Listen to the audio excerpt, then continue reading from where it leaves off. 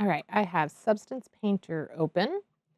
You can see it's not terribly busy. It's a pretty simple interface and it's actually a very simple software to work with. So let's go up to File and let's hit New. Now we do want to load up that well OBJ that we just exported. So I'm going to click this one and open. Let's set the document resolution to 4096. And you can toggle these off, the import cameras in auto unwrap so that those are toggled off, and let's hit OK. All right, let's take a look at what we're seeing in Substance Painter. Well, we have the view of the well on the left-hand side, and we can move it around very similarly to Maya. We're just holding Alt and using your mouse buttons. We also have on the right-hand side a 2D view of our stool, and it's actually the UV map that we created. So we have our 3D view and our 2D view. We can also change those by coming up here so that we have it 3D only or 2D only. But in this case, we want 3D and 2D to be visible. Now, before we start anything else, the first thing we're going to do is we're going to generate and bake our texture maps. Now, I have a little bit of info on baking in last week's module. Baking is a term used for storing information to be used at a later date, whether that be for lighting, texturing, animation, etc. Think of baking as consolidating data into a simplified, more permanent form, like taking all the ingredients for a loaf of bread, combining it, and baking it into a solid object, hence the word baking. So when it comes to baking in 3D, there are many characteristics that can be baked, from isolated attributes like ambient occlusion, normals, colors, etc., to multiple combined characteristics, including materials, textures, and lighting, all baked down into a single texture.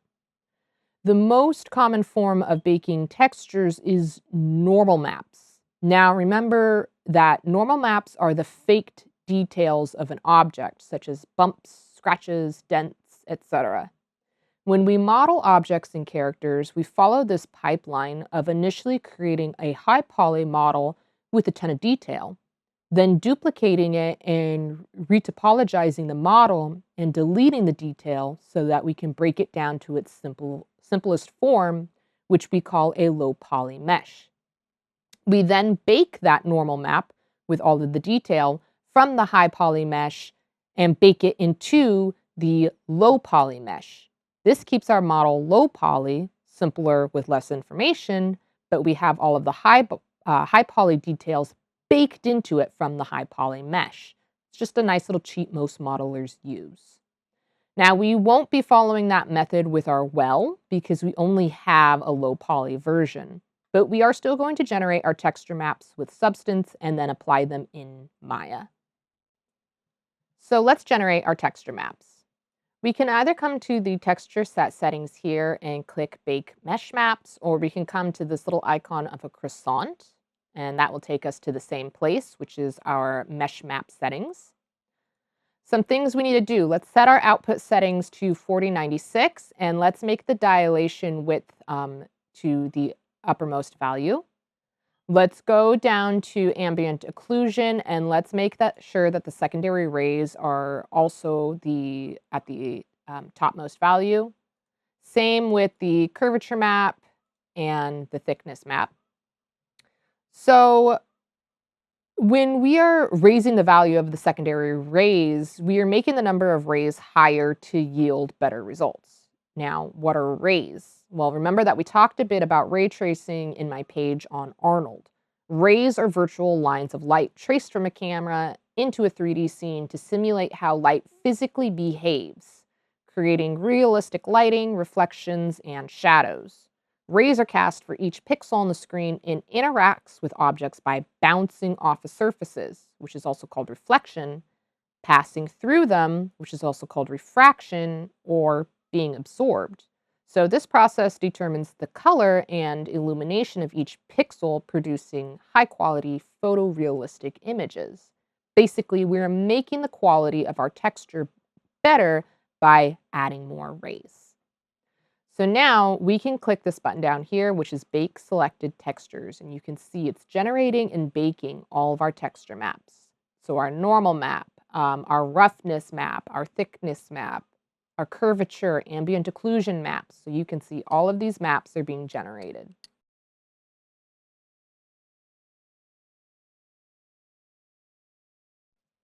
All right, so my texture map's finished generating and baking. I'm going to return to painting mode.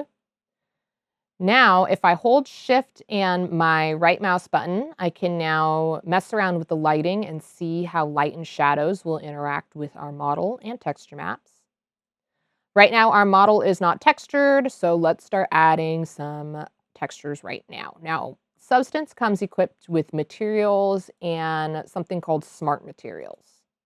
Now, smart materials are unique to Substance, and they contain effects and layers that you can go in and edit yourself, such as the color, the patterns, the dirt, the grime.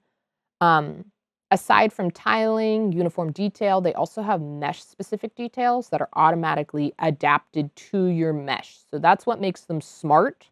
They're automatically adapting to your object as you're applying these textures. So we're going to be using these for our well model. So I want to find a nice wood material. I'm going to come up here to the search and I'm going to type in wood. Now we have a couple of options. Let's see what we have here. We have a nice smooth wood. Not really what I was looking for. Let's see this one. This one may take a moment to load. Okay, that's a nice one. I think this is the one that we used for the stool model for the extra credit assignment. So I'll try to use a different one. Let's use this walnut smart material. Yes, I like this one. It's nice and dark, but it still looks natural. Okay. So now let's come over here to our layers panel and let's open up that smart material that we just applied. So now you can see all of the different effects that are attached to this single material. So we have, let me zoom in here so you can see a little bit better. We have a wood fibers pattern that is attached.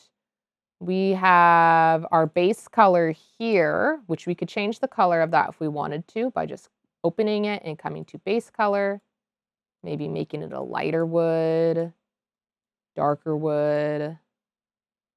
Leave it there. We can also mess around with the roughness. So if we want more reflective wood or less reflective wood, we can mess around with that. We can also change the patterns a bit by clicking the pattern itself and maybe scaling it up or scaling it down. We can also, let's see, we can randomize the pattern itself by clicking the random. So there's a lot of different ways that we can edit the patterns that are being used and all the individual layers within the smart material. But I won't do it for this assignment because I did go over that in the extra credit texturing a stool assignment. So check that one out if you're really curious about editing the smart materials themselves. I'm going to close the smart material and I'm going to name it to well body. Now you can see that the material has been applied to the entire model. We don't want that. We actually want to create a mask so that it's only applied to the appropriate places on the model. So I'm going to come to our layer here. I'm going to right click, add black mask. Now we can select the parts that we want to be wood. So we can either draw it in, or we can come to the right-hand side, we can click the polygon fill, and we can then click each part either in the 2D space or the 3D space. Make sure that it's toggled on right here, mesh fill. If you don't have that toggled on, you're probably going to be selecting just individual faces. So you want it selected to mesh fill. That will select the entire polygon itself. All right, so we've masked the the material so that it's only applied to the well body, which is what we wanted. All right, now I am going to work on the stones. So if we try to type in stone, you're going to see that there's not a lot of options. If I try to type in rock, nothing. So we have to get a little creative with this. I'm going to use a smart material called Creature Teeth, and I'm going to edit it a little bit to make it look like stone. So I'm going to drag this out onto the model. This may take a moment. All right, so now we have that texture applied. Let's mask it off so only the stones have that texture. So let's go to Creature Teeth here. Let's add a black mask. And with the polygon fill tool selected and make sure mesh fill is selected, let's come in here and select each one of our stones. All right, I have all of our stones selected. Let's edit it a little bit so that it's not such a warm color, but maybe a cooler color, very similar to stones. So let's go up to the Smart Material. Let's open up the folder and let's take a look at what we got here. So we have some patterns. We got gunk, plaque, scattering. We have the tooth texture itself. So let's zoom in a little bit. If we turn off the visibility on that, well, I like the tooth texture, so let's leave that. Tooth base is where we want to change the color.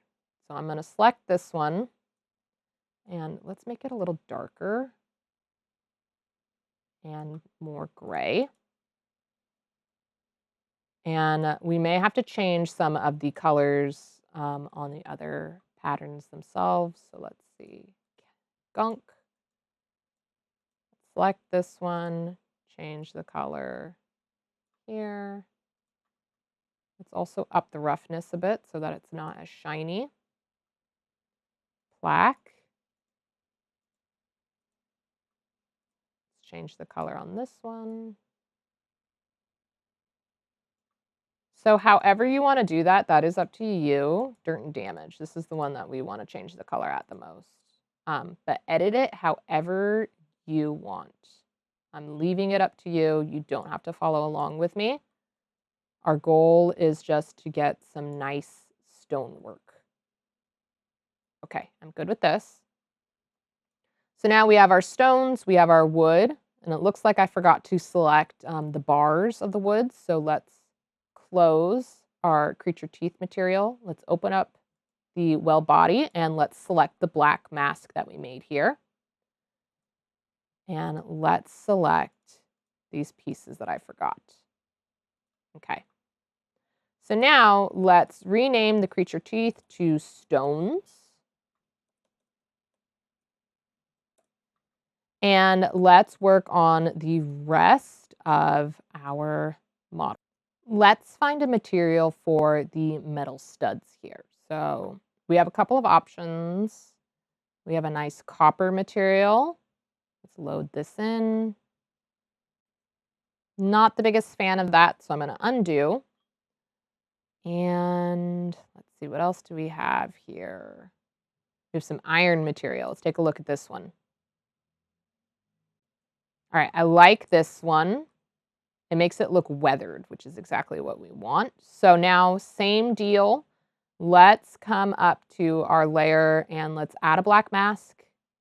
Let's select our polygon fill tool and let's select the parts of the well that are metal. So it's just going to be the studs. Looks good. Let's rename this to well studs. I'm going to rename this one to well stones. And now we have the shingles. So we want the shingles to be wood as well, but I'm thinking maybe changing the color of the wood itself. So let's find a different wood material. I'm going to type in wood. Now we used the wood walnut on the structure. Let's try using, let's see. Let's try using this one. Not a big fan. I'm going to undo. Let's try this one. Not a big fan. I'm going to undo. Okay, I like this. This is the Wood Beach Veined. This is a good one.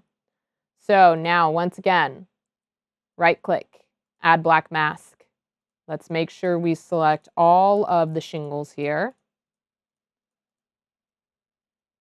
Looks like I accidentally selected that one, so I'm going to undo. There we go. And make sure that we are just selecting these shingles. Once again, we can just do it in the 2D view. So I'll just do that here. We can also select them like that. Okay, so now I'm going to come back to my brush tool. Let's open up our Smart Material here. Let's go to the base wood and let's change the color of it here. So where you see it says color, I'm thinking a nice red color.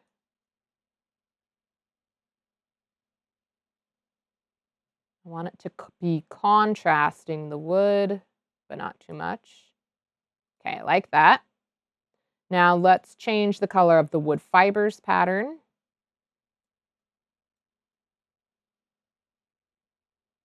Maybe to a lighter red. Wood veins, let's go to the base color and change it here as well to another red. We can do maybe lighter, darker. I think I like it being a little bit lighter right around here. And we have the dirt pattern as well, but that's already a nice color, so I'm going to leave that like that. And let's close the Smart Material and rename it to Well Shingles.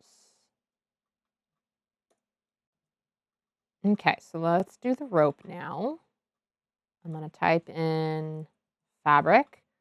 We have a couple of options. We have some, it looks like camo fabric. We have some denim, aged fabric, that may work, synthetic, canvas, linen. Let's try the aged. Where did that go? Let's see what that looks like. See if we can get a nice. Okay, I mean, it looks like rope, but it doesn't look very realistic. So I'm actually going to undo and let's try this burlap. Okay, a little bit better. It's a nice way of just cheating a rope texture without having to go in and create it ourselves. So let's come here and add a black mask. Make sure that the polygon fill is selected, and let's just select the rope. So now if you open up the Smart Material, you could edit the different patterns. Like if you wanted to change the height details from this one and maybe put in, let's see, we have fabric lace. This just changes the color a bit. Not a fan of that. We also have, let's see if I put in cloth. Fabric wool. We can try that one. That's a little bit better. So I like that. I'll leave it with the material changed to fabric wool versus this one. Okay, so yeah, I'm gonna delete this again. Let me make sure I have that wool selected. Let's do that. All right, so now let's close this Smart Material. Let's name that to Well Rope. And lastly, we just have these little stones down here. So I am going to find a new Smart Material. We could do the creature teeth that we did earlier, or we could do something else. Let's see. We have some steel that we could choose from. We have leather, which if you did the extra credit assignment, you will be familiar with that. Dirt. Let's see what that looks like. This may take a moment.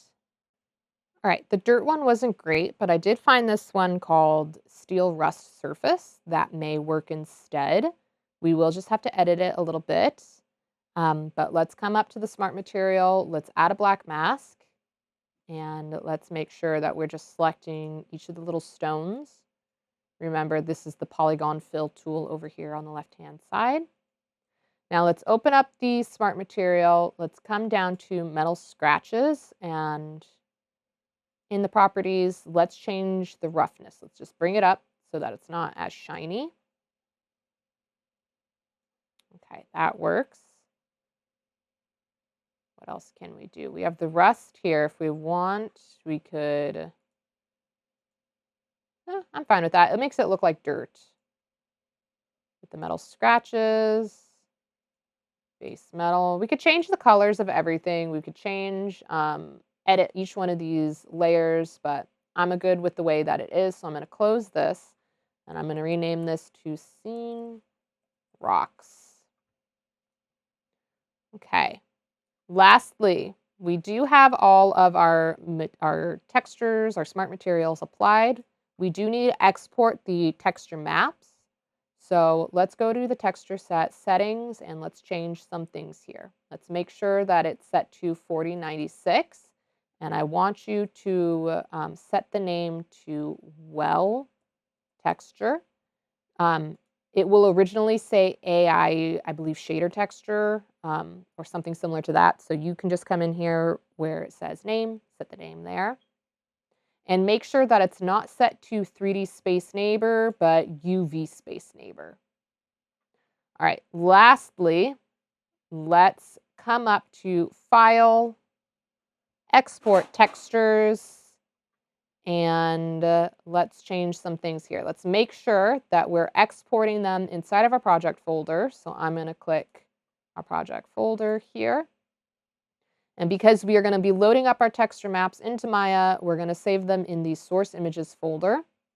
And we're going to make a new folder called Substance. So now it's this folder that we're going to be saving our texture maps to.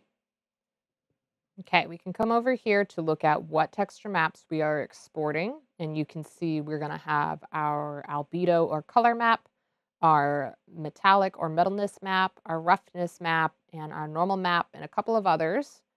So now let's click export. And you're going to know when they have all officially exported because it's going to say export successfully finished. So let's take a look at that inside of our project folder. And there are all of our texture maps. We have our color map, our height map, our metallic map, our AO map, our normal map. So we now have all of our texture maps generated, baked, and exported from Substance. So now we can take these into Maya where our model is and apply them there.